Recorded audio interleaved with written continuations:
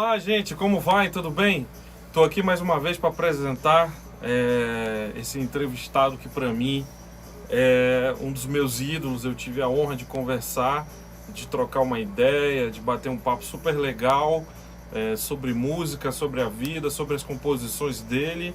E ele é um cara que me influenciou muito no início da minha adolescência, né? Desde a entrada dele no grupo Terço, a ele também ajudar a fundar o 14 Bis e o Clube da Esquina. E eu estou falando nada mais, nada menos que Flávio Venturini. Então, ele me concedeu essa entrevista para o nosso podcast Processos Criativos. Para você que ainda não conferiu, tá muito bacana, recheado de entrevistas super legais. Curte, compartilha, dá like para poder viralizar no YouTube. Antes que eu me esqueça, já avisando isso aí. Então, o Flávio esteve em Manaus e já faziam mais ou menos 15 anos que eu não via o Flávio pessoalmente. Quem me apresentou o Flávio a primeira vez foi o meu professor de saxofone, o Sérgio Galvão, que hoje está em Paris. Também vai participar desse podcast em breve. E a vinda do Flávio foi para um show em Manaus e a gente acabou falando do novo disco, falando da carreira, da importância da trajetória musical dele, os processos nos quais ele compõe, as influências, né, desde da época que ele ouvia Beatles, Yes, toda essa galera dos anos 60 foi muito importante para a definição do Flávio Venturini, a definição como músico e consequentemente como compositor. Então essa entrevista para mim foi não só um marco nesse podcast, mas porque o cara é um ídolo meu, né? Comecei a ouvir ali por volta dos 12 anos de idade. E eu lembro bem a primeira música que eu ouvi com ele gravando do Clube da Esquina 2. Tinha um solo belíssimo lá de sax soprano. E ele tem um arcabouço de composições aí, cara. Um vasto celeiro de coisas boas que perduraram pelas novelas aí, né? Enfim, confiram a entrevista, tá bem legal. O Flávio é uma ótima pessoa, de alto astral, bom humor, né? Contou piada pra caramba, riu pra caramba. E eu queria agradecer a Apalu Eventos, que sem eles a gente não teria como ter contactado o Flávio para fazer essa entrevista. O Maraíbe, né, que é o restaurante que cedeu o lugar para a gente fazer essa entrevista. O apoio também da Lúcia Rodrigues, da Maria Iole Bezerra e do Henrique Saunier com as edições. Bom, sem mais, vamos para a entrevista conferir tudo isso aí que tá super legal. Valeu!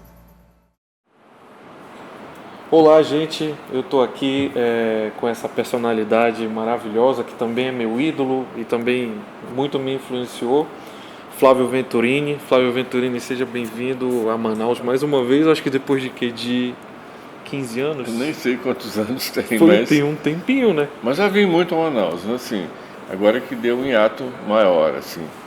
Eu estou feliz de ter voltado. Que legal, hein? Ainda mais depois de tudo que passamos aí, né? Pois é, né? Flávio, essa entrevista a gente vai focar muito no teu processo criativo e também na primeira parte da tua história. Tu pode também resumir, porque é larga, né? Tem muita coisa, mas aí pode resumir, não tem problema.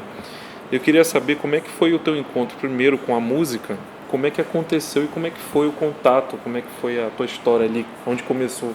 Tem muito a ver com a minha família, né?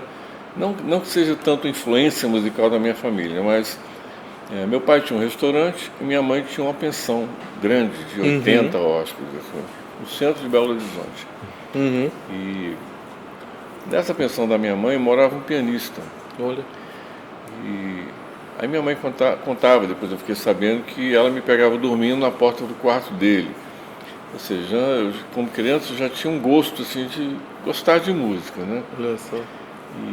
Mas aí veio, quando eu cresci um pouco, e comecei a ouvir muito rádio, né? Já garoto, assim, eu lembro que meu pai me deu um rádio, que eu ia para o futebol, né? Com aquele rádio, mas eu ouvia muito música nesse rádio. E você imagina, nos anos 50 era só música romântica, né, o rádio. Olha só. Era muita música romântica, italiana, francesa, né? Brasileira algumas. Eu me lembro de ouvir Luiz Gonzaga, Olha que que eu legal. gostava. Tinha um disco na minha casa do Luiz Gonzaga. E eu via na radiola da minha casa, tinha uns discos de música clássica que eu também gostava de ouvir, principalmente uns discos de Chopin. Olha Aí só. eu fui com aquele gosto da música, eu fui crescendo e aí minha mãe me deu um acordeon, acho que ela sentiu que eu tinha né, essa ligação musical e tudo. Uhum. Foi meu primeiro instrumento, que eu estudei muito pouco, eu estudei com uma professora. Foi legal porque é um instrumento gostoso de tocar, que está no seu corpo, né, assim, mas eu não avancei muito. Nesse período, meu pai tinha um restaurante, né, como eu falei, e tinha música ao vivo, tinha um piano lá. Olha. Eu ia para lá à tarde, sem estudar música, eu já ficava improvisando alguma coisa, assim, saía umas ideias. Que legal. E aí vieram os Beatles, que aí foi o grande start da minha coisa musical, porque ali eu me apaixonei pela música mesmo. Né? Não que eu pensasse que eu ia ser músico, ainda não pensava. Eu queria curtir música, né? Mas assim, aí meu pai me deu esse piano. Aí sim eu comecei a estudar. Entrei para uma escola que tem em Belo Horizonte até hoje, que chama Fundação de Educação Artística. E essa escola era uma escola que tinha já uma cabeça um pouco mais aberta, não era uma escola de música erudita, assim. Entendi. E essa escola era a escola que promovia o Festival de Inverno de Ouro Preto, Olha. que foi super importante na minha formação, porque no Festival de Inverno Ouro Preto era um mês só que você passava ali. Mas um mês em que tinha concertos todos os dias nas igrejas. Tinha um coral, em todos os alunos do festival participavam desse coral. Tinha aulas de várias matérias ligadas à música. Ali eu conheci grandes mestres. Eu conheci Rogério Duprat, que na primeira música, na primeira aula, colocou um disco do Yes. Que legal, cara. Olha só. Aí e tinha músicos do Brasil inteiro que iam para esse festival. Era o festival mais importante do Brasil nessa época. Isso mais ou menos que era, mais ou menos assim. Isso foi final dos 60 para 70. Ah, olha só. E ali eu conheci músicos do Brasil inteiro e mestres do Brasil inteiro. Então a gente saía dali recheado de ideias, de músicas e de coisa. E em seguida vieram os festivais. E aí nessa época que eu fiz exército, saí do exército, eu tive um amigo, que era o Vermelho, que depois fundou o 14 Bis comigo, que partiu na minha casa um dia e falou, eu soube que você gosta de música, vamos trabalhar com música. Aí a gente começou muito verde ainda, mas começamos a compor. Olha só.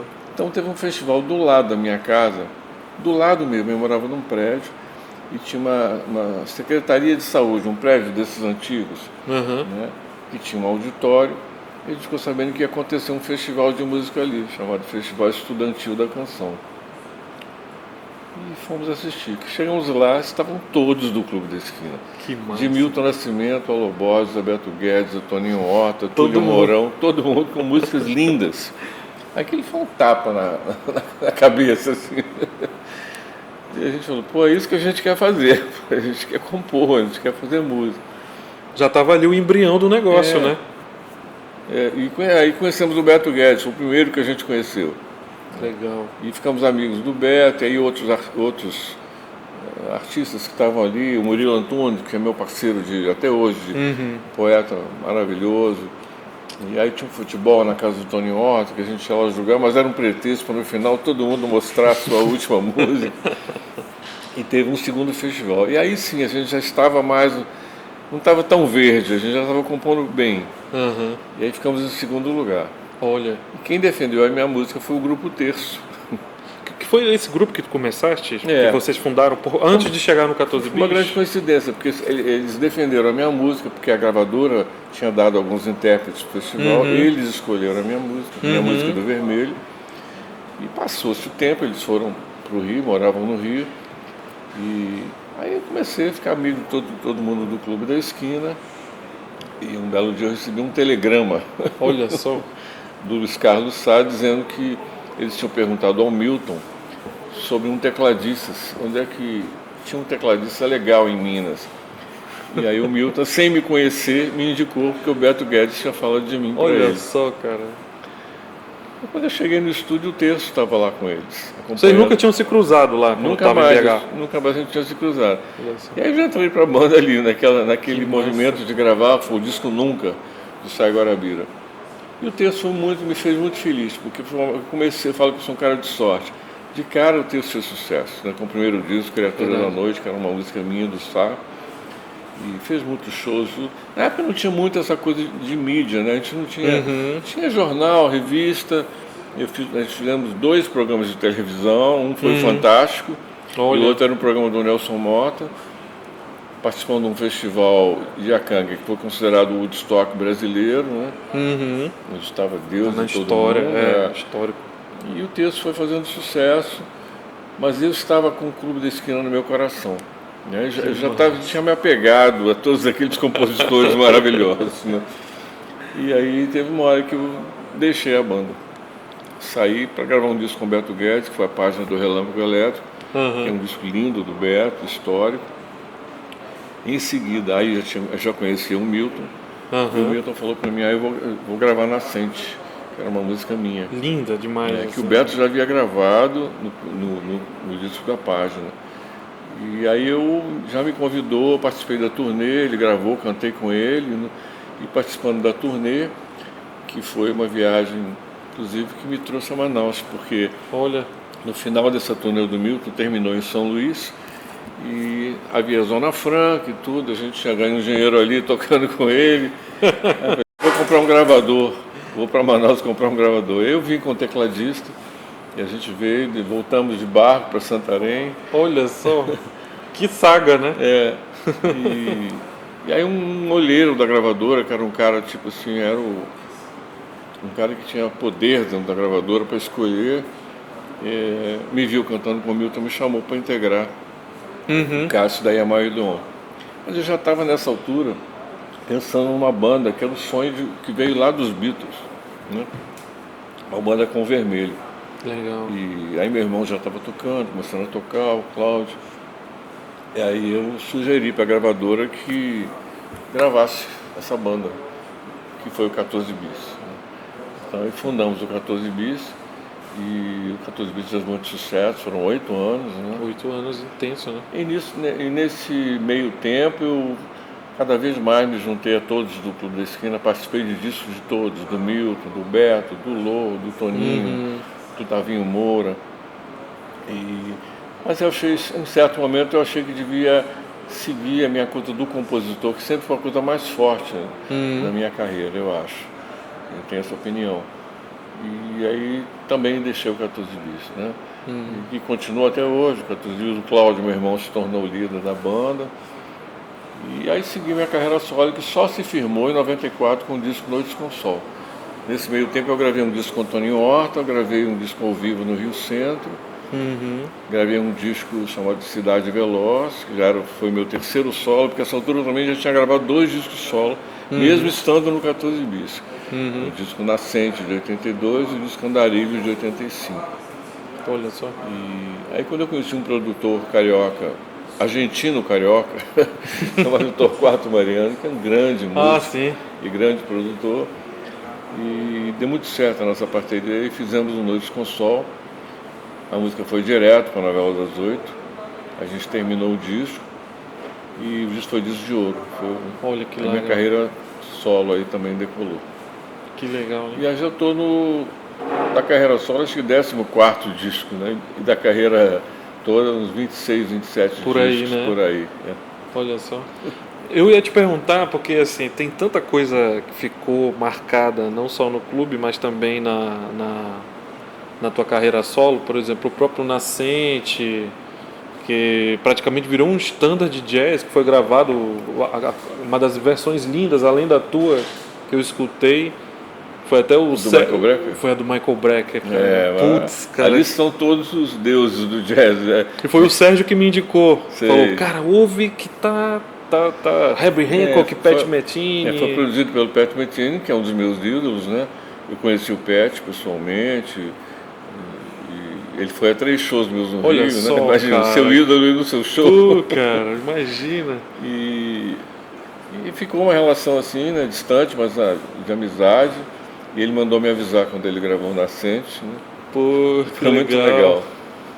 E até perdi o fio da meada. Com o Michael Brecker tu não teve contato sobre Não, esse... não tive contato com ele. O Pet mandou avisar, porque o Pet produziu esse disco, né? Ah, tá. Ele que produziu o disco. O Ballad Book. E acho que o Pet tinha ouvido a gravação do Milton. Que é uma lenda que na verdade, já foi meio confirmado, que o Pet, quando veio ao Rio pela primeira vez, ele levou o Clube da Esquina. Né? Levou o disco Clube da Esquina. Então, provável, que tinha essa gravação. é. Tanto que a harmonia que ele usa é a mesma harmonia que tem nesse disco. Mais uma prova, assim, Olha de que só. ele realmente ouviu. Nossa, que sensacional, assim. E como é que é assim, a sensação de ver, não só essa, como também de mais, assim, composições tuas por aí? Que é como é que tu pensa... Essa música está se comunicando, né, cara? Ela tá... Eu até falei disso hoje numa outra entrevista, que eu nunca fiquei almejando, sonhando com uma carreira internacional. Uhum. Mas é muito bom quando alguém grava uma música sua lá fora. Então, eu já fiz shows instrumentais em Oslo, na Noruega. Olha, que fiz legal. 2 turnês no Japão. Olha. Né? Toquei nos Estados Unidos, toquei no Canadá, toquei na Itália, toquei na Espanha com o Milton, toquei em Portugal com o Ivan Lins, né? Toquei em Buenos Aires. Só isso são 9 países já que eu fui. E que te conhecem, levado né? pela minha música. Né? E a gente teve poucos discos lançados, mas enfim, tem uma conexão que é legal. Eu acho que a minha música, a minha obra é mais aqui mesmo, mas é sempre bom quando você leva, né, e é bem recebido num outro país. Uhum. Gravações eu nem posso reclamar, porque sou um artista que nunca fez lobby de mandar para editora, mandar para intérprete gravar minha música. Quem gravou porque quis, Sim. porque gostou. E eu sou muito gravado na música brasileira, né? Que legal, hein? Tem artistas assim de todos os níveis, de Caetano, a Bethânia, a Leila Pinheiro, Simone, Roupa Nova. Todo mundo praticamente. Infinidade de artistas. Alcione me gravou recentemente. Aí vem artistas que você nunca imagina que vai te gravar. Né? E isso é muito legal, né? Por isso que eu falo que eu gosto dessa coisa do compositor, né? Legal. Você atinge um espectro maior. Legal. Voltando só um pouquinho para trás, assim, eu queria que tu desse assim, a teu panorama, a tua visão sobre como que era naquela época de produção, anos 70, anos 80, para o que está rolando hoje, por exemplo. Hoje tu tem um disco novo que é uma gravadora totalmente tua já, né? Então, naquela época, como é que era esse trâmite e o que te influenciava? Essa relação com as gravadoras era uma coisa muito paternalista, né? No passado, você entrar numa gravadora, você já era praticamente sucesso, né? Porque a gravadora investia, era uma coisa... Ela pagava tudo, investia, mas também ficava com a parte do leão, né? Na hora que o disco vendia, fazia sucesso. Então, tu não pegava muito assim também, a gente se acomodava um pouco. Mas foi legal. A minha passagem pela Odeon, não só como foi a tua primeira? Com 14 bis, foi. A primeira foi a do Terço, que foi a Continental. Uma gravadora pequena, mais popular, inclusive na época, mas que o cara acreditou no texto e deu certo. Entendi.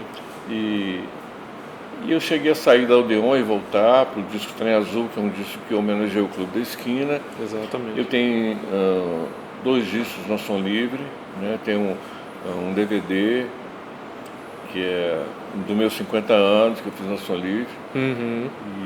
Mas você vê, esses discos, por exemplo, estão fora de catálogo, porque não é uma gravadora minha.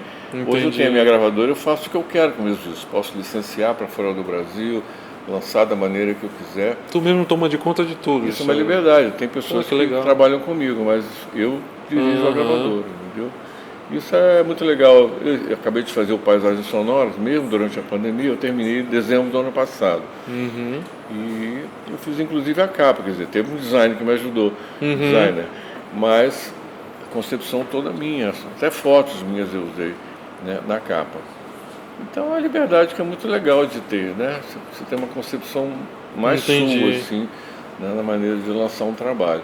Esse meu projeto, ele é um projeto de 3 discos, Paisagens Sonoras. Então eu lancei o primeiro, o segundo eu quero privilegiar encontros com outros artistas, que eu acho que nesse disco não tenho nada nesse sentido. E o Já está terceiro... certinho quem serão? Não, mas tem várias ideias, né? Ah, Agora, o terceiro é a realização de um sonho de fazer um disco instrumental. olha só, Então aí eu quero chamar vários músicos também que eu conheço, inclusive de fora do Brasil, olha. para participar. O que rolar vai ser legal, porque a música instrumental é uma coisa tão livre, né? É, Então acho que vai ser um disco interessante, assim. Repertório tem sobrando. tem 1001, né? Mas que legal isso. Eu ia te perguntar, Flávio, também como é que é assim o teu dia a dia compondo, como é que tu chega no resultado de dizer, essa música já está pronta, ou como é que tu chega e diz assim, vamos gravar, tá pronta para isso, tá pronta para... Como é que tu pensa Isso assim? é uma crise que todo compositor tem, porque na hora de gravar, emocionalmente você está ligado a muitas músicas, né? Aham. Então tem que ter, por isso que é bom um produtor nessa hora, né? Sim.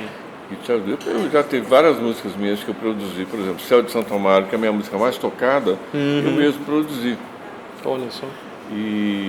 Mas eu gosto de trabalhar com Torquato, agora tem um produtor novo em Belo Horizonte, ele é tecladista da minha banda, o Cristiano Caldas.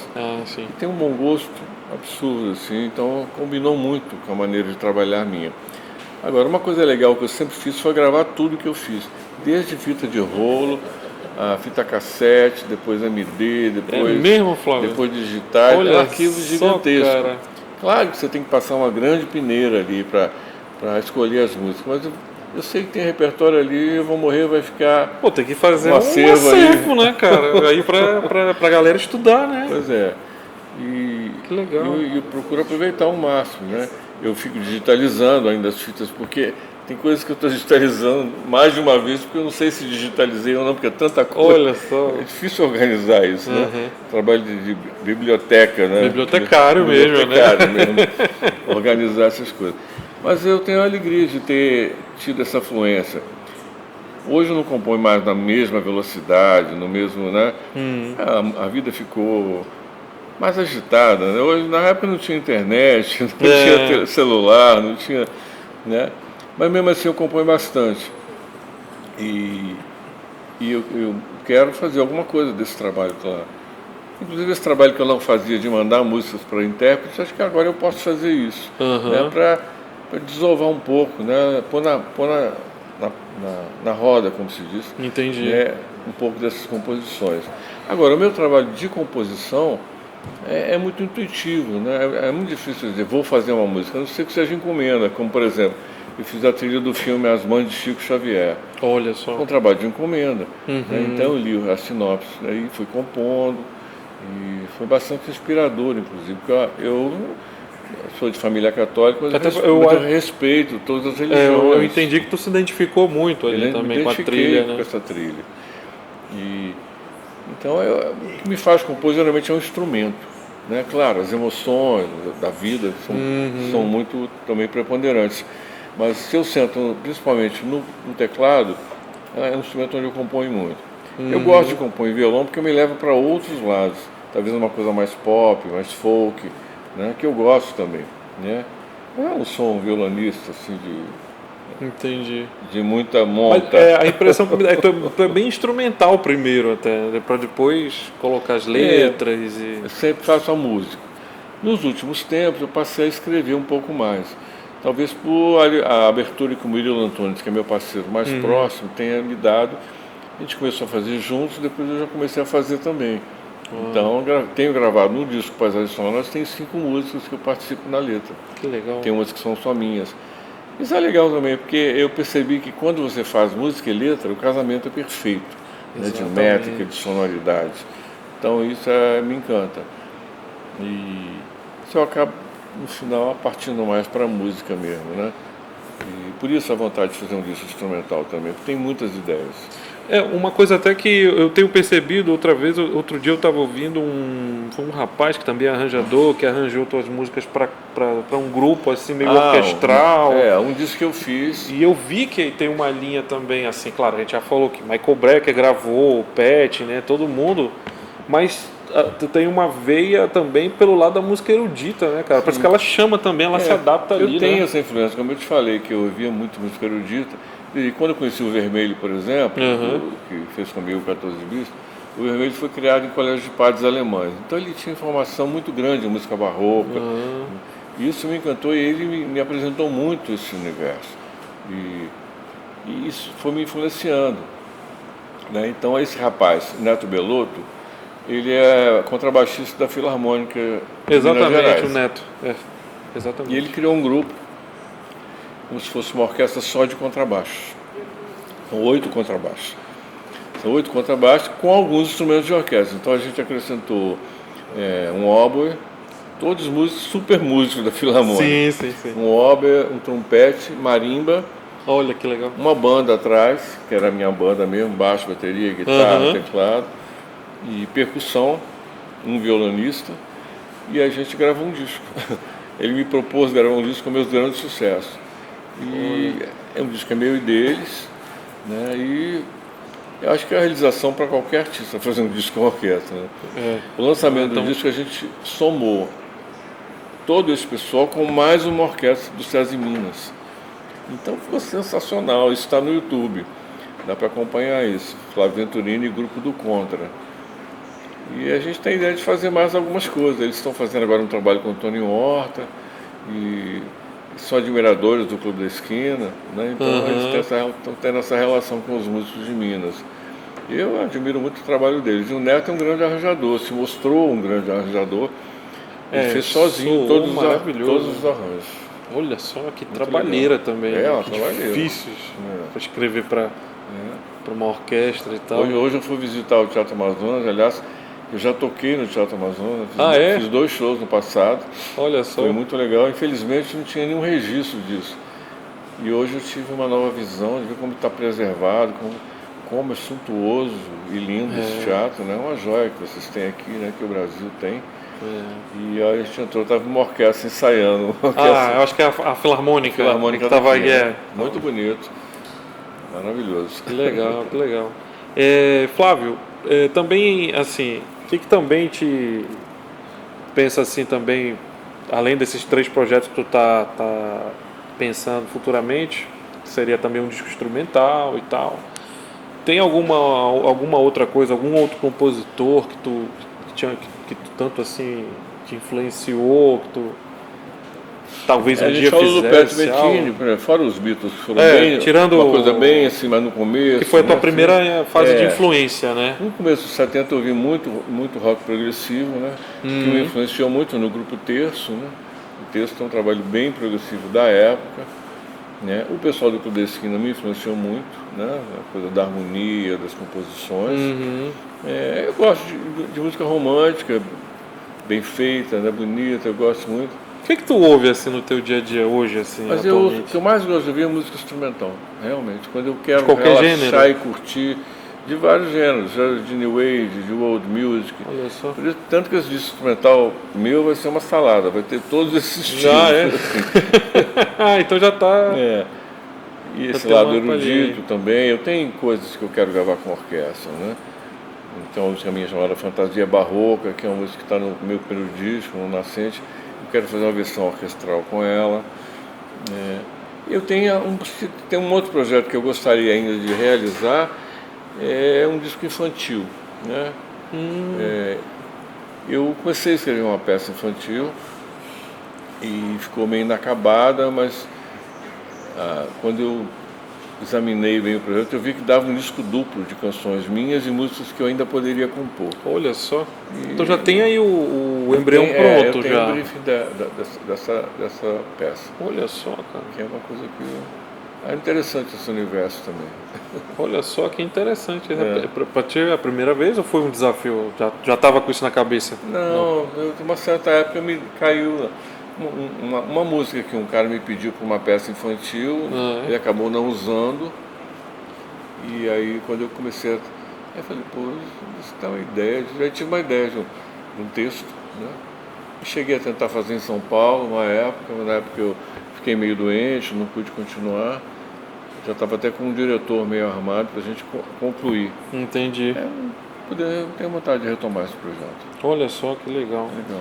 Como é que tu enxerga hoje a tua música atravessando as gerações, se comunicando com a juventude né, de hoje, que é uma outra coisa, uma outra velocidade, uma outra cabeça também. Até em comparação do que eu estava acabando de te falar, assim, eu te ouvia nas rádios, eu te ouvia nas novelas, né, nas aberturas espanhola, vários temas, né, lindos. Sim. Assim, né? Então, assim, hoje já não é mais aquela época de estar tocando, de estar ali todo o tempo na rádio. Hoje parece que, não sei se está mais difícil. Como é que tu enxerga hoje? Porque como é que tu se comunica hoje? Eu acho que isso tem muito a ver com essa mudança da tecnologia, né, da internet. O disco praticamente não existe. Eu até fabriquei esse último disco para a sonora. Olha só. Porque tem um público que, de repente, a gente fez um perfil de Instagram, @Produtos Venturini, onde as pessoas podem comprar meus discos em CD. Olha que legal. Podem comprar meu songbook, também eu tenho 2 songbooks. Legal. Mas a maioria das pessoas hoje ouve música no celular, né? No carro, no celular. Né? Não tem mais a coisa de ver a capa. Quando eu olhava os teus vinis, assim, eu ficava, com libreto, ficha com todas técnica, as letras, com ficha técnica, tem tudo isso. Mas eu acho que realmente mudou demais o mundo hoje, né? Eu acho legal porque o público que vai nos shows, o mesmo que a gente tem um grande trabalho na internet hoje, né? Uhum. O Felipe que trabalha comigo, por exemplo, trabalha com as redes, ele administra as redes. Sim. E a gente vê que tem um público jovem também, que está te conhecendo agora. Às vezes o pai que indicou. Exatamente. Ou então ele conheceu por causa da internet, que hoje... Exato. Não sei se você conhece um livro chamado A Cauda Longa. Não. Que é um livro de um escritor americano, ele escreveu tem alguns anos, em que ele prevê isso que está acontecendo hoje. Olha só. Hoje a gente tem um oceano de lançamentos.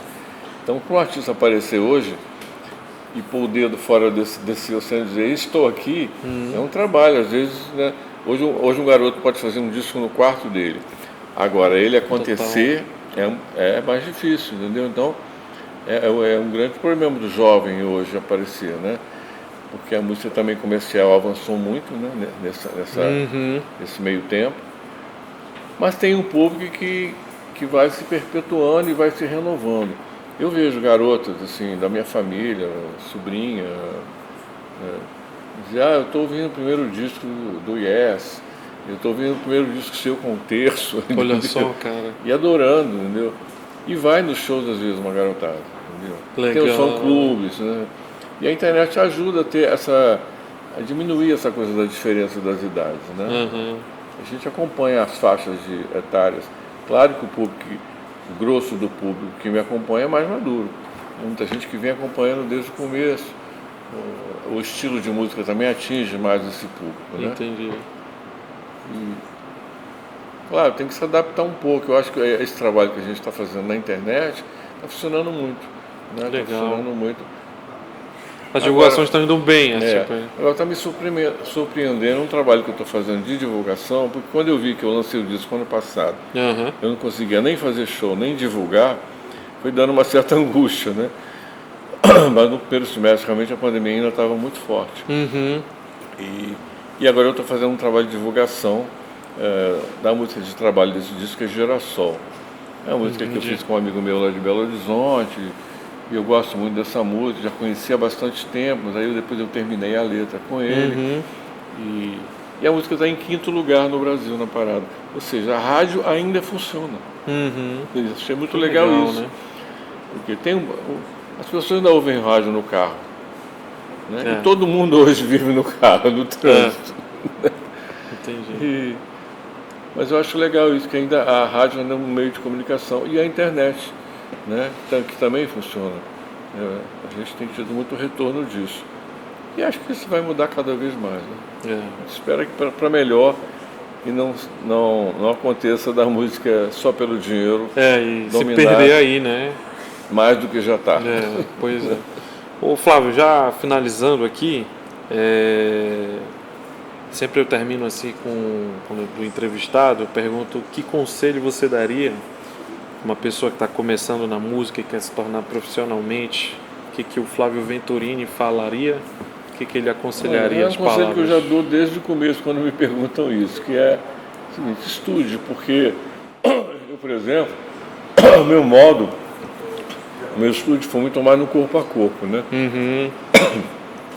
Eu lembro que eu queria tirar uma música do Jeff Beck, que eu adorava, E eu ficava com a agulha assim, voltando no vinil assim, e com o teclado do lado, tirando a harmonia.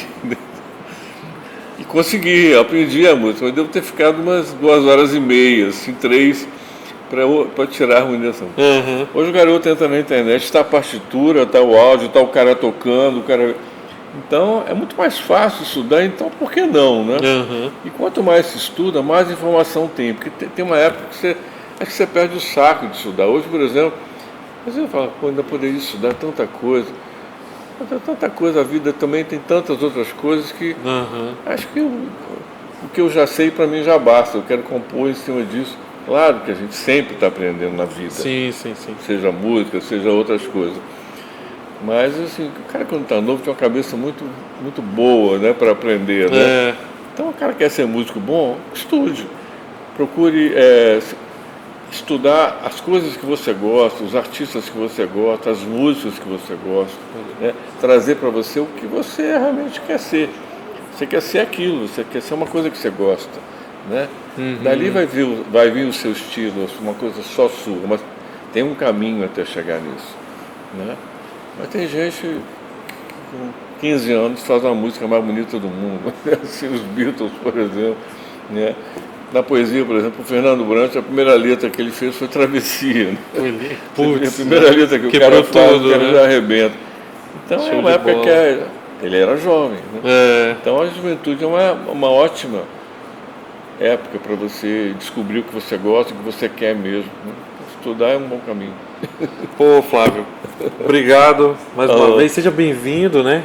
E aproveita aí o nosso calorzinho. Não estou voltando. Que legal, bom te ver aí depois de 15 anos, acho que foi 15 anos, hein, cara, que tu vieste aqui, fez um show no Tropical Hotel, né? Mas a última vez que eu vim a Manaus foi um show com o Nilson Chaves, eu acho. Ah, foi numa casa noturna. Eu acho, porque a gente perde a noção dessas coisas, né? Assim, é tanto show na vida. Poxa, obrigado. Obrigado. Eu que agradeço aí. Valeu.